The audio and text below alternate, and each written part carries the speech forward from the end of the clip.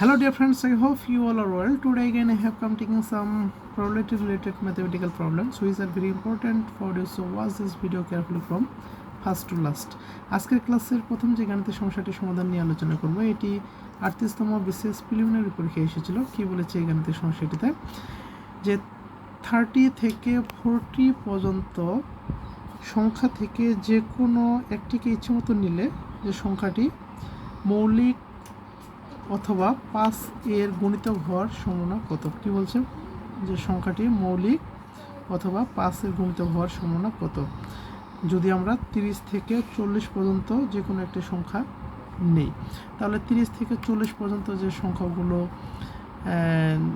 আমরা পাই সেগুলো হচ্ছে কি 30, 31, 32, 33, 34, 35, 36, 37, 38, 39, 40, তাই না? এখানে কয়টি সংখ্যা রয়েছে টোটাল? 1, 2, 3, 4, 5, 6, 7, 8, 9, 10, 11। তার মানে কি এই যে এখানে 11টি রয়েছে, 11টির মধ্যে যে কোনো একটিকে নিলে সেটি মৌলিক অথবা 5 এর গুণিতক হওয়ার সম্ভাবনা কত সেটা নির্ণয় করতে হবে। এখানে টোটাল সংখ্যা রয়েছে 11টি, তার মানে কি টোটাল আউটকাম হচ্ছে 11টি। বাংলা যদি বলে মোট সম্ভাব্য ফলাফল হচ্ছে কি 11টি। এখন এখান থেকে আমাদের যেটা জানতে হবে সেটা হচ্ছে কি মৌলিক অথবা 5 এর গুণিতক হওয়া। তাহলে এখানে দেখি মৌলিক অথবা 5 এর গুণিতক হওয়ার সংখ্যা কয়টি রয়েছে। এখানে দেখেন তো প্রথমে মৌলিক সংখ্যা বের করি। মৌলিক সংখ্যা হচ্ছে কি যে সংখ্যাকে 1 এবং ওই সংখ্যা ব্যতীত অন্য কোনো সংখ্যা দ্বারা ভাগ করা যায় না সেটাকে মৌলিক সংখ্যা বলা হয়, অথবা যার ভাজক সংখ্যা হচ্ছে 2টি তাকে বলা হয় মৌলিক সংখ্যা। যেমন এখানে 31 হচ্ছে একটি কি মৌলিক সংখ্যা, কেননা এখানে এই সংখ্যাটিকে 1 এবং ওই সংখ্যাটি মানে কি 31 দ্বারা অন্য কোনো সংখ্যা দিয়ে ভাগ করা যায় না। ঠিক তেমনভাবে এখানে দেখেন 37, এই 37কেও 1 এবং ওই 37 দ্বারা অন্য কোনো সংখ্যা দিয়ে ভাগ করা যাবে না, অর্থাৎ এদের ভাজক সংখ্যা কয়টি? 2টি। তাহলে এই দুটি সংখ্যাকে আমরা কি বলবো? মৌলিক সংখ্যা। এখন যদি জিজ্ঞাসা করেন কেন অন্য সংখ্যাগুলো কেন নয়, যেমন 30কেই আমি দেখি, 30কে আমরা কী দিয়ে ভাগ করতে পারি? 1 দিয়েও ভাগ করা যাবে, 2 দিয়েও ভাগ করা যাবে, 3 দিয়েও ভাগ করা যাবে, 3 দশে 30। আবার দেখেন 5 দিয়েও ভাগ করা যাবে, আবার 6 দিয়েও ভাগ করা যাবে। আবার দেখেন যে এটাকে 10 দিয়েও ভাগ করা যাবে, আবার কি 15 দিয়েও ভাগ করা যাবে, 30 দিয়েও ভাগ করা যাবে। মানে কি ভাজক সংখ্যা অনেকগুলো, তার মানে কি এটি মৌলিক সংখ্যা নয়। একইভাবে দেখবেন 32 একেও বা 33, 34, 35, 36 এগুলো প্রত্যেকটি ভাজক সংখ্যা হবে কি 2টির বেশি, তার মানে এগুলো মৌলিক সংখ্যা নয়। তাহলে মৌলিক সংখ্যা এখানে কয়টি? এই যে মৌলিক সংখ্যা হচ্ছে কি 31 আর হচ্ছে 37, কয়টি? 2টি। এখন কি 5 এর গুণিতক, 5 এর গুণিতক আমরা কীভাবে বের করব? অর্থাৎ যেই সংখ্যাগুলো 5 দিয়ে ভাগ যাবে সেগুলি হবে 5 এর গুণিতক। যেমন 30কে যদি আমরা 5 দিয়ে ভাগ করি তাহলে 6 আসে রেজাল্ট। তার মানে কি 5 এর গুণিতক কি? 5 এর গুণিতক 30 হতে পারে, কেননা 5 দিয়ে ভাগ করা যায় 30।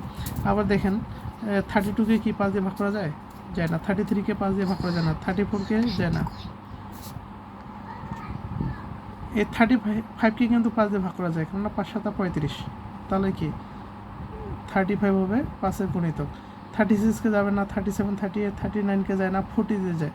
এই যে 5 দিয়ে ভাগ যায়, 5 8 40, তার মানে কি 40 হচ্ছে কি 5 এর গুণিতক। তাহলে 5 এর গুণিতক সংখ্যা কয়টি? 3টি। তাহলে মৌলিক সংখ্যা পেলাম 2টি, 5 এর গুণিতক পেলাম 3টি। এখন দেখেন এই যে মৌলিক সংখ্যাগুলো আর এই যে 5 এর গুণিতক, এই সংখ্যাগুলোর মধ্যে কি কোনো মিল রয়েছে?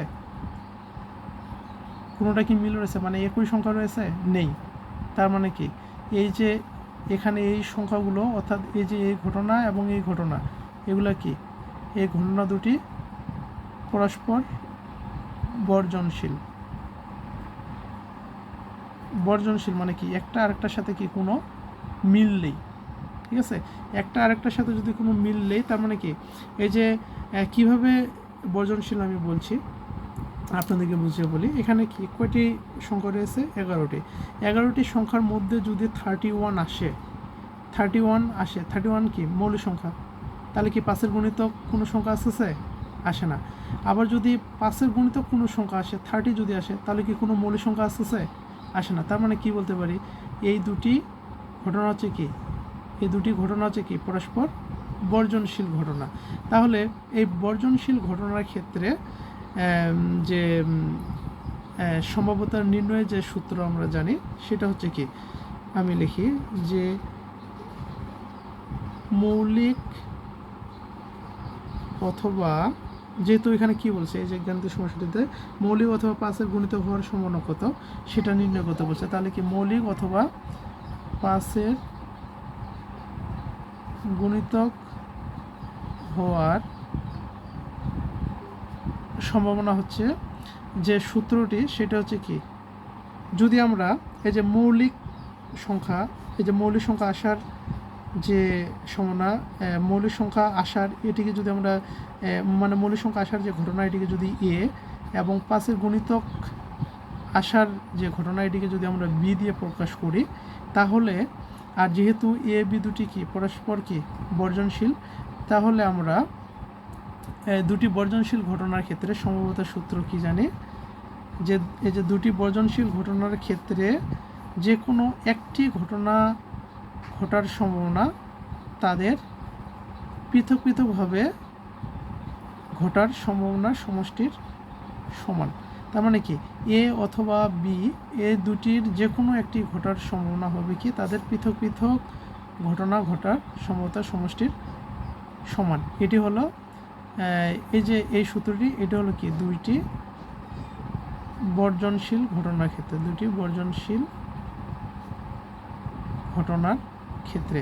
পূর্বের ক্লাসটিতে আমি সম্ভাব্যতার বিভিন্ন সূত্র নিয়ে আলোচনা করেছি, সেখানে এই সূত্রটি নিয়েও আলোচনা করা হয়েছে। তার সাথে আরও কিছু অর্থাৎ সম্ভাব্যতার যোগের সূত্রগুলো এবং পূরকের সূত্র, গুণনের সূত্রগুলো নিয়ে আলোচনা করেছি। সেই ক্লাসটি দেখে আসবেন। আশা করি এই যে সূত্রটি এবং কি এই ধরনের গাণিতিক সমস্যার সমাধান করতে আপনাদের জন্য খুবই সুবিধা হবে। তাহলে মৌলিক এবং 5-এর গুণিতক হওয়ার সম্ভাবনা সূত্রটি হবে এটি, কেননা যেহেতু মৌলিক এবং 5-এর গুণিতক এই দুটি কি ঘটনা কি সম্পূর্ণ বিচ্ছিন্ন, অর্থাৎ একটি আসলে আরেকটি আসবে না, আরেকটি আসলে ওটি আসবে না। হ্যাঁ, অর্থাৎ কি এ ঘটলে বি ঘটবে না, বি ঘটলে এ ঘটবে না। এখানে দেখতে পাচ্ছেন একটি আসলে কি এই যে 5-এর গুণিতক কোনো সংখ্যা আসবে না, আবার 5-এর গুণিতক কোনো সংখ্যা আসলে মৌলিক সংখ্যা আসবে না। এই জন্য এই দুটি বর্জনশীল ঘটনা। বর্জনশীল ঘটনার মধ্যে এই যে দুটি, যেহেতু একটি আসলে আরেকটি আসবে না, একটি ঘটলে আরেকটি ঘটবে না, তার মানে কি এই দুটি ঘটনার মধ্যে যে কোনো একটি ঘটনা ঘটার সম্ভাবনা হচ্ছে কি তাদের পৃথক পৃথকভাবে ঘটনা সম্ভাবনার সমষ্টির সমান। এখন এখানে দেখেন এখানে কি পি হবে, তার মানে কি মৌলিক সংখ্যা আসার সম্ভাবনা। তাহলে এখানে দেখেন মৌলিক সংখ্যা আসার সম্ভাবনা কত, আমরা কি জানি সম্ভাব্যতা ইকুয়াল টু কি অনুকূল ফলাফল ডিভাইডেড মোট সম্ভাব্য ফলাফল। এখন এই যে পি হবে মৌলিক সংখ্যা আসার যে সম্ভাব্যতা, এটা কত বলেন তো, মোট সম্ভাব্য ফলাফল। অর্থাৎ এই যে 30 থেকে 40 পর্যন্ত যদি আমরা যে কোনো একটি সংখ্যা ওঠাই, তাহলে কি টোটাল আউটকাম মানে টোটাল ফলাফল কত 11, কেননা এই 11টির যে কোনোটি আসতে পারে। তার মানে কি টোটাল যে সম্ভাব্য মোট ফলাফল কত 11। এখন অনুকূল ফলাফল অর্থাৎ এই 11টির মধ্যে যদি একটি উঠানো হয়, আর ওই একটি উঠানোর ফলে মৌলিক সংখ্যা হওয়ার সম্ভাবনা কত, এখানে দুইটি রয়েছে না, 31 উঠলেও কি মৌলিক সংখ্যা, 37 উঠলেও মৌলিক সংখ্যা, তাহলে হবে কি অনুকূল ফলাফল হচ্ছে 2। তাহলে প্রবাবিলিটি অফ এ মানে কি মৌলিক সংখ্যা হওয়ার সম্ভাবনা হচ্ছে কি 2/11। ঠিক একইভাবে বি অর্থাৎ কি 5-এর গুণিতক হওয়ার সম্ভাবনা কত, টোটাল ফলাফল হচ্ছে কত 11 অর্থাৎ 11টি সংখ্যার মধ্যে যে কোনোটি আসতে পারে।